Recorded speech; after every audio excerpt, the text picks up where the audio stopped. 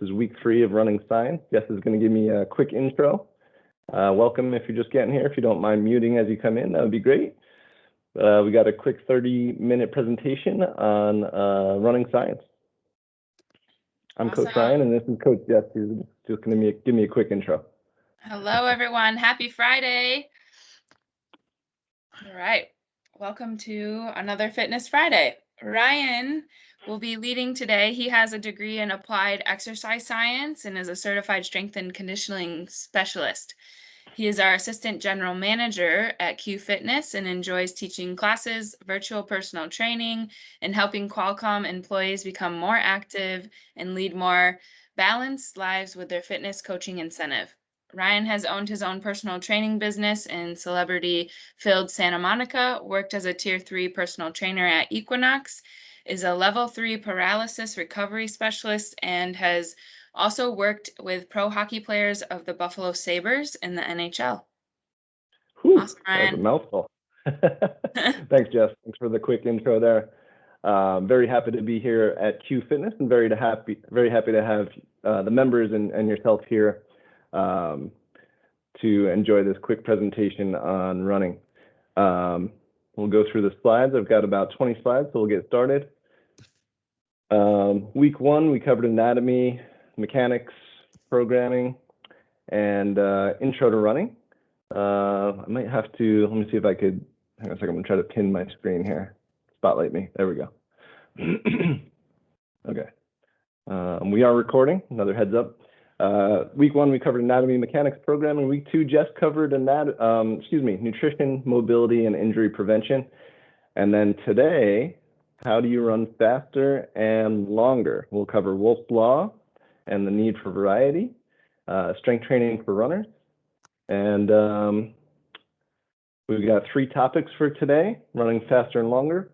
How can you run faster and longer? Go ahead and chat your best answer into the chat. And then after this slide, I'll have Jess maybe give me some feedback. What do you think the best way is in training and preparation to run faster and longer? Go ahead and type that into the chat. If you can, that would be great.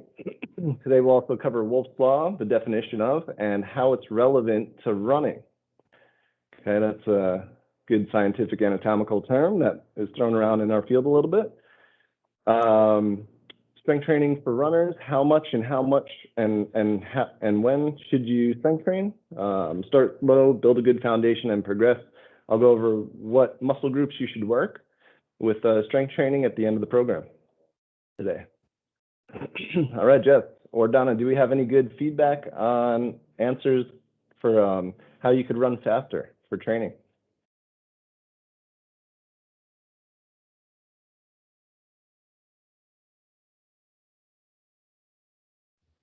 Proper running mechanics, nice. You've got a couple people, yeah. That was a good one, yeah, excellent. That was a good one, Jerome. Oh, I was on mute. I was reading them all. Oh, go for it, Jeff. I was on mute. All right. Okay. Yeah, slow and steady, build up slowly, add occasional hard workouts and hill training in. And warm up and cool down. I think we already mentioned the other one. Yeah. Great. Build up slowly, that's a good one. So progression, yeah, that's a good way to prevent injury. Very good. What was the other one? Warm up and cool down. Good, yep. Proper running mechanics. And proper running mechanics, excellent. That brings us to answer number 1. Coordination is proper running mechanics, right? So integration and synchronization equal coordination. So integrating proper movement in sync at the same time. So integrating what you're learning on how to run properly, meaning that you're not swinging your arms side to side, but they're going straight ahead. Same with your legs, they should be going straight ahead, no side to side. There should be no dragging of the feet. And the synchronization of arm movement to knee movement should be in sync with the speed that you're going, because the faster and more powerful that you're running, the higher and the more explosive you're going to be getting your hands and your knees, and vice versa. If you're going slower, think about walking slowly, you're barely swinging your arms, but if you're walking faster, your arms are swinging faster. Same idea when you're running. Your arms are going to pump more explosively. When you're sprinting, it's almost like a punching and kicking action or kneeing action. So that's answer number one. Answer number two, improve your strength to run faster. Okay, so strength training, your basic strength training exercises, such as the squat, the lunge, the push-up even, the pull-up, the deadlift, all those things for strength, meaning like 5 to 10 reps, will help to get you stronger. And with each rep, you'll be able to move more weight, because really strength is defined as the maximum amount of weight you can move one time. So with each propulsive step, if you could explode yourself forward at a more powerful or stronger step and stride, you're going to be able to move more of your mass in a shorter amount of time, which brings us to power. Power is getting more work done in less time. So how do you train power? Things such as the ladder drills. And when you do the ladder drills, you're working on coordination, but you're also working on speed and power. If you do the same repetitive sequence, say high knees, which we do in Jess's class for sports conditioning, which is awesome. You'll do like high knees, butt kickers, icky shuffle. You do those 3 movements down and back the ladder. You time yourself. You try to go a little bit faster each time. You're going to be able to get more powerful in a really short amount of time. You'll see yourself actually progress within, 2 or 3 reps of doing that. Of course, after each exercise or repetition, you take a little break, like 30 seconds or a minute, and then you repeat. Does that make sense? Yeah. Think we're good? A thumbs up, maybe? All right.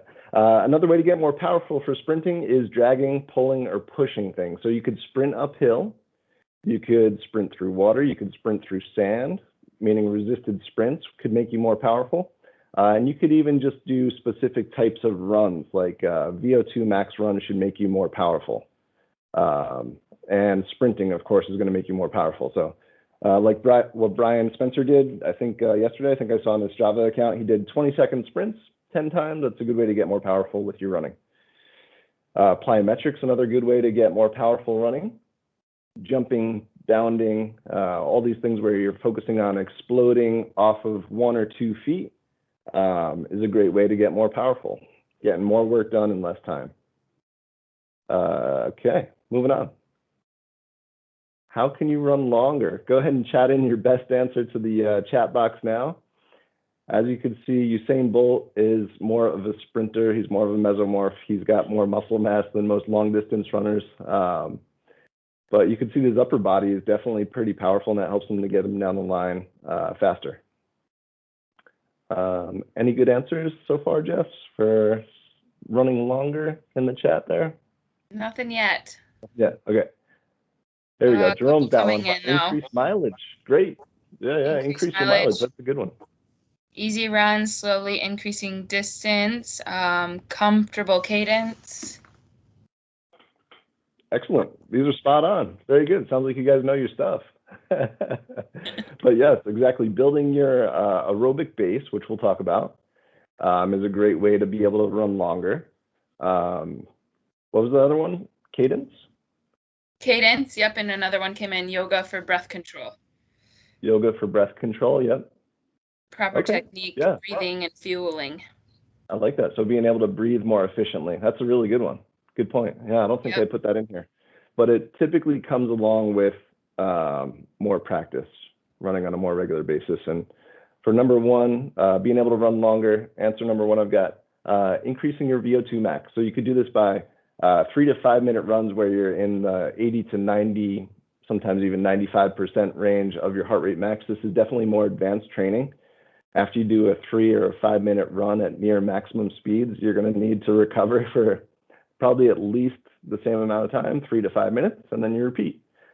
This could be some pretty grueling training. I've done it in the past, primarily on a treadmill, so I could control my cadence, like one of the answers was there in the chat. Good job.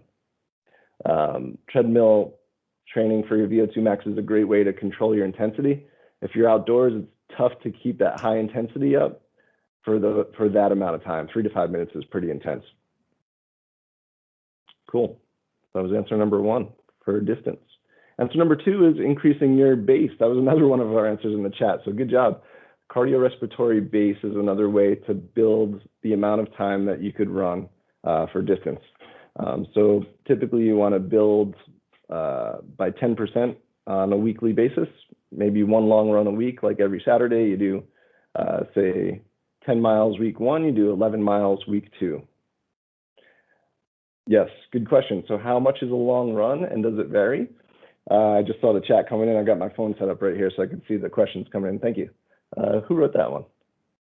Subayashi? Yeah. All right, good question. So it depends. Good question. So for some people, I've got a client who does half marathons on a regular basis, and she actually, Jess and I share her as a client, or we used to. She would do 3 to 5 minute runs, and that would be her long run. But she would walk and she would, she would still accomplish a half marathon in close to 2 hours. So for her, she knew that to prevent injury, she would have to do shorter distances.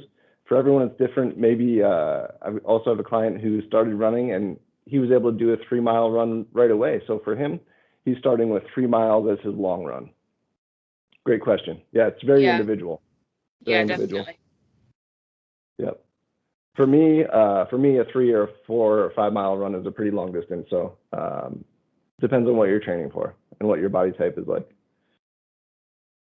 Yeah, exactly, Brian. Yep. Cool. And then muscular endurance is another great way to be able to run further and longer, because if you hit that 2 or 3 or 5 mile mark, whatever your threshold is, and your posture starts to go, then muscular endurance comes in, because if you're able to hold yourself upright, you're able to open and expand your ribs a little bit better by better breathing, which was another answer in the yoga response there. Nice job. So not only muscular endurance to stay upright, but to stay symmetrical. So you don't want to put too much weight on one leg or the other. Really simply, you want to try to stay pretty symmetrical. Both arms and legs should be pumping symmetrically. One hand shouldn't be coming further forward. One knee shouldn't be coming further forward, but just a nice even cadence. Especially if you're going for distance, it should be very symmetrical so you don't get any overuse injuries on one side. And the third answer, Donna and I came up with this one yesterday. I think it's a great response. Discipline. How could you run longer? You got to get out there, right? Every week we got to get out there and do a long run, because if you don't get out there every week, after just 12 days, your VO2 max could decrease by as much as 50%. So that means you need to be doing at least one long run every 10 days. To make it easier to really improve, you want to do at least one long run every week. You can see yourself getting better if you're doing a long run every week. Yeah, but reps and discipline. Cool. How we doing out there? Are you guys getting out and doing some runs, getting into classes, getting some good variety in? Get that in on the chat there. If you need some motivation, feel free to type in.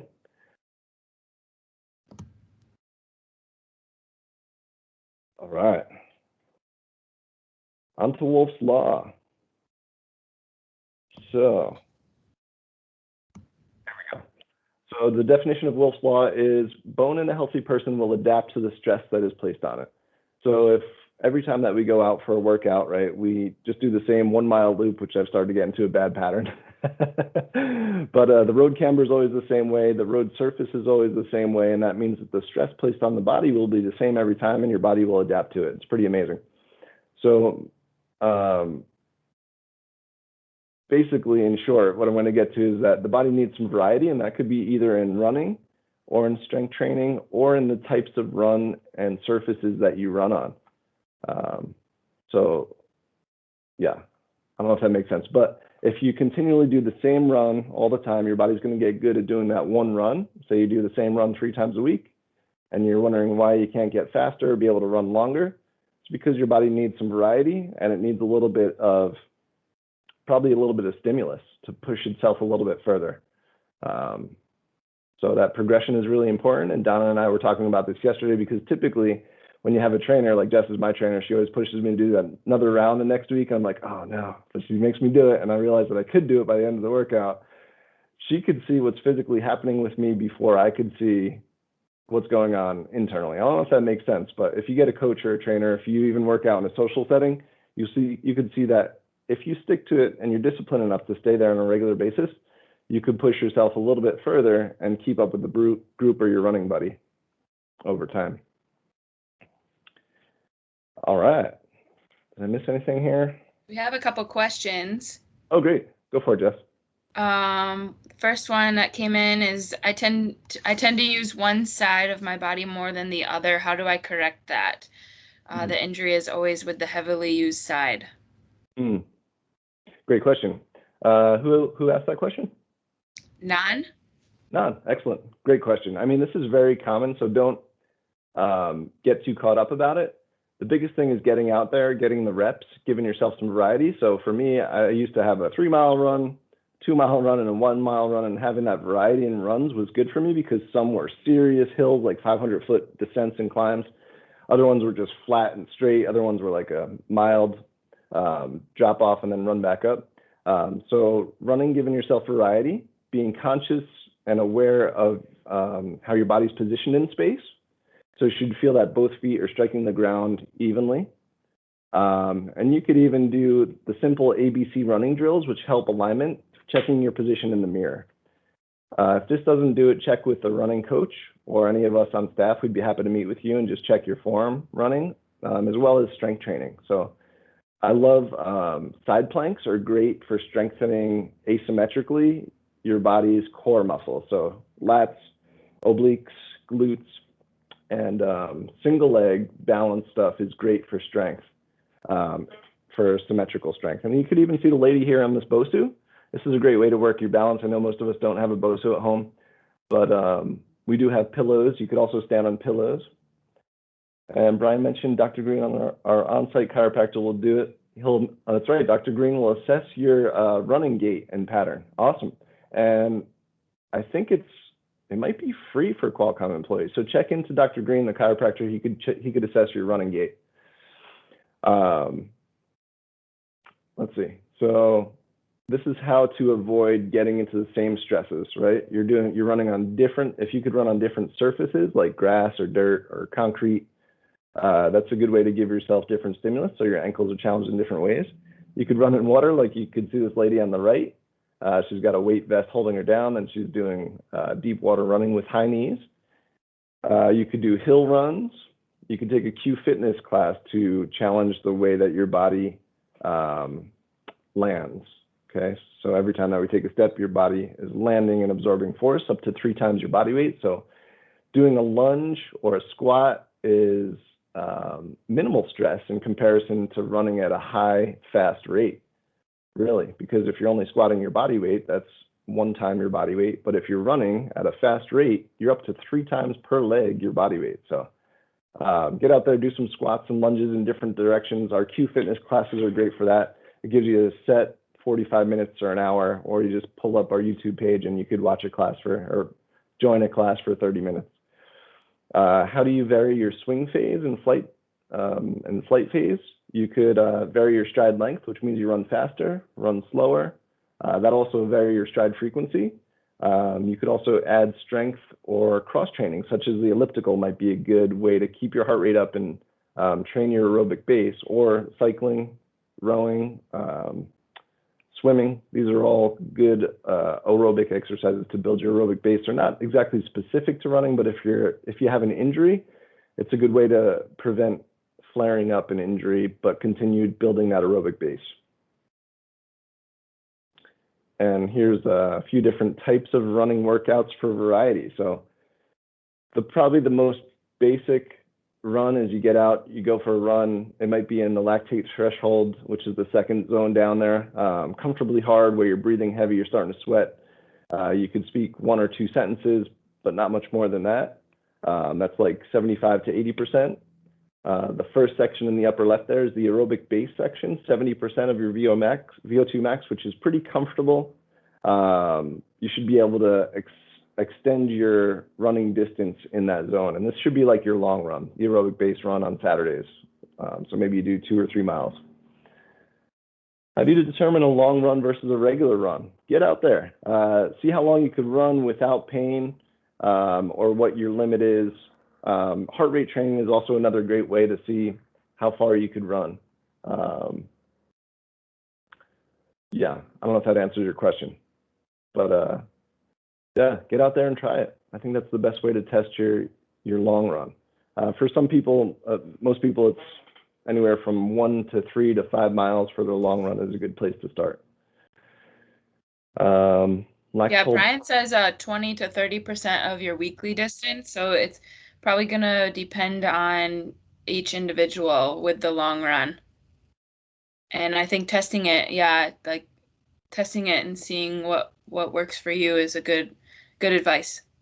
Yeah, that sounds pretty accurate. I think in running anatomy, Joseph Polio suggests 20 to 30% of what your total weekly mileage is on top of that. So say you do 3-mile runs throughout the week, that's 6 miles. You could do another 30% on top of that. So say you could do a 9-mile run on, no, that would be about an 8-mile run on the weekends. Yeah. I think that's accurate, right, Brian? Check out Running Anatomy. He'll give you more specifics on that. All right. VO2 max run is 3 to 5 minutes of VO2 max level training. So that's the really intense one. You're up at like 85 to 90, 95% for just 3 to 5 minutes. Then you're catching your breath. And reminder that all these different speeds, you're going to be varying your stride length and your stride frequency. So these are great for you because you're going to be able to prevent injury by doing different stride length, different stride frequency. Then your taper week, of course, is much less of your training load. It's like 60%. So if you're typically running 10 miles per week, then on the taper week before you go to race day, you're just doing 6 total miles for the week. And that's your recovery period. All right, moving on. Strength training for runners and variety. So repetitions for sprinters are going to be closer to 5. For more endurance runners, will be 20 plus, but there's no reason why a longer distance runner can't do 5 reps once or twice a week. You don't have to worry about putting on tons of muscle if you're just strength training, 1 or 2 or 3 times per week for 1 to 4 sets per muscle group per week, per bout, which is well less than the 12 to 21 sets per muscle group to put on muscle mass. I know it's a lot of numbers, sorry. But for strength training for runners, you basically want to work all the different muscle groups in your body. You can see in the upper right-hand corner there, muscle groups, which one should you work? All your muscles. They're all really important. You may have to focus more on ankle dorsiflexion and plantar flexion if you tend to get some achy plantar fascia or maybe some tight calves.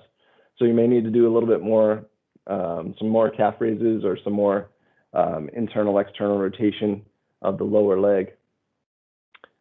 Strengthen your weak muscles and stretch and foam roll any tight muscles.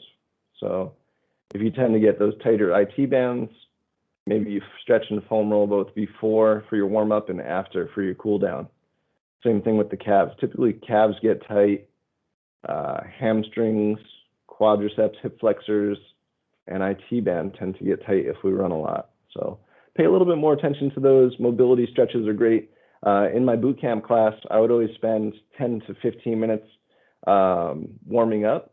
So typically the more intensive workout wouldn't feel so hard. So if you want to make a long run feel easy, do a slower walk for the first 5 or 10 minutes or jog, and then stretch for a couple minutes before you get out there and really hit it hard. I know we're all short on time, but try to be nice to your body, and even a 3-minute warm up could go a long way. ABC running drills are a great way to work in your form and technique on the strength training days. I'm going to try to speed up here. I know we only have a few minutes left, but here's a moderate runner program. You consider to have lactate threshold, which is more advanced than the beginner program. So 75 to 80% this should be. And then Thursday is interval, so 3-minute run, 3-minute recovery, 5 to 10 times. It's pretty intense. Make sure you get a little bit of warming up in each of these. Warm up, cool down, stretch any tight muscles. And then your aerobic base day is on Saturday for 70% more for distance. In the advanced runner program, you're going to get a longer run up to 90 minutes on Saturday, 70 to 75% of your heart rate max. Quick reminder on finding your heart rate. 220 minus your age. For me, my age is 40, so that puts me down at 180 times my heart rate zone that I'm looking at. So I'll do 180 times 70% is 126, plus or minus 5 beats per minute. So I'm at 120 to 130 for my 70% range. And then, so that would be my long slow day. And then for the faster days, it would be up at like 130 to 145 for this lactate threshold training. So I'd be working kind of hard, breathing heavy. It's comfortably hard, this Tuesday workout here, the lactate threshold training. But 15 to 35 minutes where you're breathing heavier than your aerobic base day. That's a good way to increase your endurance, being able to run a little bit further, pushing yourself a little bit. And then if you wanted to, if you're more of an advanced runner, you could do some mile repeats, or Brian Spencer sent me a good 1 kilometer repeat loop at Boivia, I think it's what it's called. We got it on Strava. I think he has it set up as a challenge, but join me or Brian Spencer on Strava and we can share it with you. It's right off of near Lusk, I think, right by campus in San Diego here. So I'm looking at the Thursday interval or VO2 max workout. This could be pretty intensive. So over time, you start as a beginner focusing more on your long, slow distance for the first 2 weeks to 2 months, and then moderate, you give yourself another month or two, and then for the advanced training after 2 or 3 months, you can get into that stuff. Oh, did I skip one? Okay. All right, last minute here, so I'll finish up quickly. Try running with a group or a partner. We do have the Qualcomm running club. Go ahead and join that group for events and emails. Hopefully things will start to open up. We're hoping to get classes back on campus in July 2021 in the next month or two. But we should know more in the next week or two. So we'll keep you posted with emails from Donna. Make sure you practice your social distancing and safety precautions. Try a few Q Fitness class to get started on site. We always had a great social atmosphere and some running outdoors, typically at the beginning or at the end of the workout, to help your aerobic base training. Oh, looks like Nasser just joined me. All right, good to see you, Nasser. I'm glad you made it. Yeah. Here's our Q Fitness schedule. This is current. Jess teaches Monday, Tuesday, Wednesday, Friday. I teach Wednesday at 11:30. Patrick is Monday and Friday. For all strength style classes that might help your strength in different ranges. And we also have yoga and some dance classes, Insanity, a lot of good ones that'll give you some good variety for your training. Wrapping up, we've got all the different resources that I use. Running Anatomy by Joseph Puleo. It's a great book. Time Magazine cites that the best exercise for longevity may be social exercise. So if you go out and run with a partner or a group or take one of our classes, that would be excellent. Human Motor Development by Gregory Payne, Journal of Biomechanics. And if you guys have any requests for topics in the future for our Fitness Friday events, we'd be happy to present on those in the future. But we really appreciate you coming today, and I'll hang around for another 5 minutes if you have any more questions. Nice job. Thanks for coming. Great job, Ryan. Thanks, Jess. Thanks, everyone. I gotta run. I have an appointment. Sounds good, Jess. Thanks for coming. Okay. See you later. Thank you, everyone. Bye, Donna. Bye, Ryan. Yeah, bye-bye. Hey, Ryan, I didn't see in the slides you had earlier that were showing the muscle groups that were being activated with the different like the steps. Yeah, go back here. That one, yeah. So I don't see glutes in any of those pictures. So typically, I was going to bring this up throughout the presentation. Good question, Nasser. Typically, if you're doing what you're doing, because you're up in Denver, right? Yeah. Yeah, so you're running mountains and stuff. That's pretty intense. You're going to use your glutes a lot more because you need your glutes for more powerful exercise. Sprinting, running uphill, step-ups, deadlifts, kettlebell swings, that sort of stuff. If you're just jogging, you're not going to use those explosive muscles as much. So that's why we encourage getting into class to give yourself some variety, working the most powerful muscles like you do when you're doing those mountain runs. That's intense stuff that you're doing in Denver. Nice job. Keep it up. But Thanks. Typically sprinting and hill running, you're going to work your glutes a lot more. With just jogging or lower intensity stuff, you're not going to feel your glutes working as much unless if you're climbing a hill. So does that also work as kind of a corollary there? If you're trying to work your glutes more, do more trail running? Yeah, exactly. Okay. Yeah, great question. I mean, and they're so important for your posture and everything. That's a great question. Yeah, well, and the way I came across it is preventing knee pain. Yeah, glutes. So I was not doing a lot of running the last 4 months, and glutes. And did you go to see a physical therapist? Yeah. A Okay. lot. Okay. Yeah. So And yeah, has it helped out? It has. So I'm back to running now. It's good. But yeah, I was down. I didn't run like at all for like 2 months, which was Wow. rough after being at like 35 miles a week. So yeah. Right. Yeah, it seemed like a passion for you. It seemed like something you love to do. Yeah. So yeah, it's a lot better now. But yeah, a lot of that was glute strength because yeah, IT band flared up really bad and just was not good. Right. And hindsight's 2020, right? So is there something Yes, it that is. you could have done better that you'd do next time to help our audience here if anyone's left? Strength. Yeah. Strength. All the strength stuff. So I mean, yeah, that was a really big thing. And 2 years ago I was doing a lot more strength work, and then I kind of just switched full into running again and dropped the strength work. And I definitely wish I had kept some. Yeah. I remember you saying that because of COVID you kind of dropped the strength stuff, right? Yep. Yeah. Yep. Understandably, I feel like running's just like a easier thing to just pick up and do. You know, it's less stressful. It's like a stress reliever. Whereas if you have to think about your strengths program, it could be kind of stressful. Exactly. Yeah. And you know, all my usual locations for going lifting heavy things were closed or limited. So it's a much better situation now. Cool. Yeah. Have you checked out our classes again?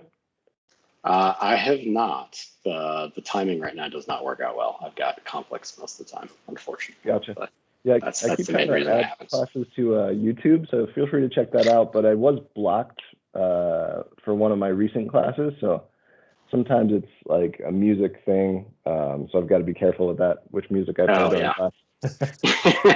Yeah. I will.